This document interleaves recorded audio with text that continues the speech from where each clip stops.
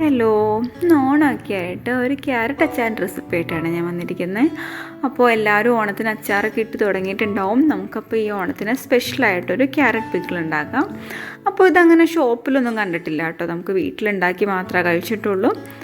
അപ്പോൾ ടേസ്റ്റി ആയിട്ടുള്ള carrot pickle എങ്ങനെ ഉണ്ടാക്കുന്നതെന്ന് നോക്കാം. അതിന് വേണ്ടിയിട്ട് ഒരു പാൻ ചൂടാക്കുക, എന്നിട്ട് അതിലേക്ക് കുറച്ച് ഓയിൽ ഒഴിക്കുക. അപ്പോൾ ഞാനിവിടെ നല്ലെണ്ണയാട്ടോ ഉപയോഗിച്ചേക്കുന്നത്. അച്ചാറിന് ഏറ്റവും ബെസ്റ്റ് നല്ലെണ്ണയാണ്. അതിൻ്റെ ഒരു സ്മെല്ലും ആ ഒരു ഫ്ലേവറൊക്കെ നമ്മുടെ അച്ചാറിന് പ്രത്യേക ടേസ്റ്റ് വരും. അതിഷ്ടമല്ലെങ്കിൽ മാത്രം നിങ്ങൾക്ക് വേറെ ഏതെങ്കിലും ഓയിൽ ഉപയോഗിക്കുക, വെജിറ്റബിൾ ഓയിലോ സൺഫ്ലവർ ഓയിൽ ഏതെങ്കിലും ഉപയോഗിക്കുക. എന്നിട്ട് എണ്ണ ഒന്ന് ചൂടായി വരുമ്പോൾ അതിലേക്കൊരു 1/2 ടീസ്പൂണോളം കടുക് ഇട്ട് പൊട്ടിക്കുക. കടുകും ഒന്ന് പൊട്ടി വരുമ്പോൾ അതിലേക്കൊരു 1/2 ടീസ്പൂണോളം ഉലുവയും കൂടെ ഇട്ടൊന്ന് പൊട്ടിച്ചെടുക്കാം. ഇനി നമുക്ക് ഇതിലേക്ക് കുറച്ച് കറിവേപ്പില ചേർക്കാം. അതിൻ്റെ കൂടെ തന്നെ ഒരു ടീസ്പൂണോളം വെളുത്തുള്ളിയും 1 ടീസ്പൂണോളം ഇഞ്ചിയും ചെറുതായിട്ട് അരിഞ്ഞത്. അപ്പോൾ ഒത്തിരി ചെറുതാക്കണ്ട കേട്ടോ, നമ്മുടെ അച്ചാറിൻ്റെ ഇടയ്ക്ക് ഇത് കഴിക്കാനൊരു ടേസ്റ്റ് ഉണ്ടാവും. പിന്നെ ഇതിലേക്കൊരു 3 പച്ചമുളക് കൂടെയും ചേർത്തൊന്ന് വഴറ്റിയെടുക്കുക. അപ്പോൾ ഇതിൻ്റെ കളറൊക്കെ ഒന്ന് മാറി വരുന്നുണ്ട്. നമുക്കിതിലേക്ക് ആവശ്യത്തിന് പൊടികൾ ചേർത്ത് കൊടുക്കാം. ഞാനിവിടെ ഒരു 1.5 ടീസ്പൂണോളം ചില്ലി പൗഡർ ആഡ് ചെയ്തിട്ടുണ്ട്. എന്നിട്ട് നമുക്കൊന്ന് പച്ചമണം മാറാനായിട്ടൊന്ന് ഇളക്കി കൊടുക്കാം.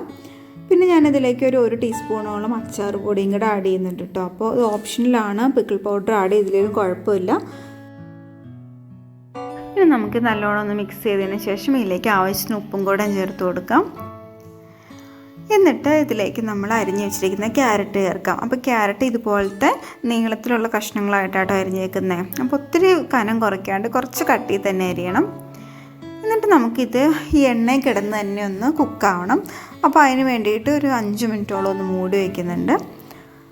എന്നിട്ട് അത് കഴിഞ്ഞതിലേക്ക് ഞാൻ കുറച്ച് കറിവേപ്പിലയും കാന്താരിമുളകും ഇതുപോലെ പച്ചക്ക് ഇട്ട് കൊടുക്കുന്നുണ്ട് കേട്ടോ. ഓപ്ഷണലാണ്, പക്ഷെ നമ്മൾ അച്ചാർ കഴിക്കുമ്പോൾ ഇങ്ങനെ ഇട്ട് കൊടുത്തൊരു ടേസ്റ്റ് ഉണ്ടാവും.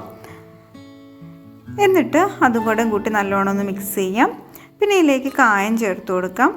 അപ്പോൾ ഒരു ചെറിയൊരു കഷ്ണം കായം എടുത്തിട്ട് കുറച്ച് വെള്ളത്തിൽ ചാലിച്ചാണ് ഇതിലേക്ക് ചേർക്കുന്നത്. ചെറിയൊരു ചൂടുവെള്ളത്തിൽ ചാലിച്ച് ചേർക്കാം. അപ്പോൾ പൊടിയൊക്കെ കായാണെങ്കിൽ അതാട്ടോ കുറച്ചുകൂടെ നല്ല. ഒരു 1 ടീസ്പൂണോളം കായത്തിൻ്റെ പൊടി ഇട്ട് കൊടുത്താലും മതിയാവും. എന്നിട്ട് അത് ഇതിൽ കിടന്നൊന്ന് കുക്കായി വരണം, വെയിറ്റ് ചെയ്യാം.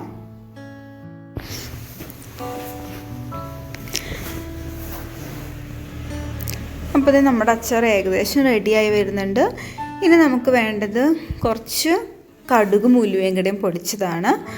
അപ്പോൾ ഒരു 1/2 ടീസ്പൂണോളം ഉലുവ പൊടിച്ചതും 1/2 ടീസ്പൂണോളം കടുക് പൊടിച്ചതും കൂടെ ചേർക്കാം. അപ്പോൾ അച്ചാർ പൊടി ചേർത്തില്ലെങ്കിൽ നമ്മൾ ഈ ഉലുവ പൊടിച്ചതും കടുക് പൊടിച്ചതും കൂടെ ചേർത്താലും മതി കേട്ടോ. അച്ചാറിന് നല്ല മണവും ഒരു നല്ല ടേസ്റ്റും ഒക്കെ ഉണ്ടാവും. ഇനി ഈ സമയത്ത് തന്നെ നമുക്ക് ഉപ്പ് നോക്കിയിട്ട് ആവശ്യത്തിന് ഉപ്പും കൂടെ ചേർത്ത് കൊടുക്കാം. ഇനി നമുക്ക് ഇതിലേക്ക് വിനീഗറാണ് ആഡ് ചെയ്യേണ്ടത്. അപ്പോൾ വിനീഗർ ആഡ് ചെയ്യുമ്പോൾ ഏറ്റവും ശ്രദ്ധിക്കുക, നമ്മൾ ഫ്ലെയിം എപ്പോഴും ഓഫ് ചെയ്തിട്ട് വേണം ആഡ് ചെയ്യാനായിട്ട്. ഞാനിവിടെ ഒരു 2 ടീസ്പൂൺ വിനീഗർ ആദ്യം ആഡ് ചെയ്തു. എന്നിട്ടത് പോരായിരുന്നു, അപ്പോൾ അതിൻ്റെ കൂടെ 2 ടീസ്പൂൺ കൊണ്ട് ആഡ് ചെയ്തു. അപ്പോൾ ഒരു 4 ടീസ്പൂൺ വിനീഗർ ആഡ് ചെയ്തിട്ടുണ്ട്. പ്രത്യേകം ശ്രദ്ധിക്കണം, വിനീഗർ ഒരിക്കലും കുക്ക് ചെയ്യരുത്. നമ്മൾ ഫ്ലെയിം ഓഫ് ചെയ്തിട്ട് വേണം വിനീഗർ ആഡ് ചെയ്യാനായിട്ട്. അപ്പോൾ അതേ നമ്മുടെ അച്ചാർ ഇവിടെ റെഡി ആയിട്ടുണ്ട്. ഇനി ഇതിലേക്ക് എന്തെങ്കിലും വേണമെങ്കിൽ കൂട്ടിയോ കുറയ്ക്കുകയൊക്കെ ചെയ്യാം കേട്ടോ. ഇനി ലാസ്റ്റായിട്ട് നമുക്കൊരു 1/2 ടീസ്പൂണോളം പഞ്ചസാര, ഈ ടേസ്റ്റ് എല്ലാം കൂടെ ഒന്ന് ബാലൻസ് ചെയ്യാനായിട്ട് ഒരു 1/2 ടീസ്പൂൺ പഞ്ചസാരയും കൂടെ ചേർത്ത് നല്ലോണം ഒന്ന് ഇളക്കി കൊടുക്കാം. അപ്പോൾ ഇതേ നമ്മുടെ അടിപൊളി ക്യാരറ്റ് അച്ചാർ ഇവിടെ റെഡി ആയിട്ടുണ്ട്. എല്ലാവരും ഇത് വീട്ടിൽ ട്രൈ ചെയ്യുക. അപ്പോൾ ഓണത്തിന് ഈ സ്പെഷ്യൽ ക്യാരറ്റ് അച്ചാർ ഉണ്ടാക്കുക. നിങ്ങൾക്ക് വീഡിയോ ഇഷ്ടമായെങ്കിൽ ലൈക്ക് ചെയ്യുക, ഷെയർ ചെയ്യുക. അതുപോലത്തെ വീഡിയോസ് ഇനിയും കാണാൻ ഇഷ്ടമാണെങ്കിൽ ചാനൽ സബ്സ്ക്രൈബ് ചെയ്യുകയും കൂടെയും ചെയ്യാം.